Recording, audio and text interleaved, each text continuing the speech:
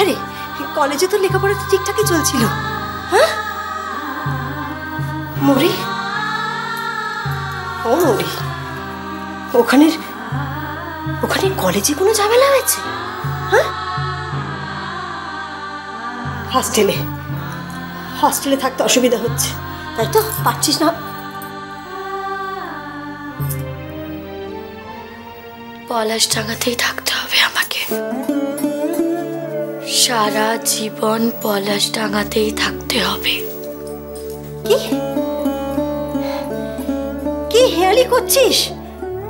দেখ দেখ, তোর কথা আমি কোনো মানে বুঝতে পারছি না। তুমি বুঝবে না, আমি তোমাকে বোঝাতেও পারবো না। যা ভেবে আমি কলকাতা গিয়েছিলাম তা হবার নয় মা। আমি ওখানকার যোগ্য নই আমি।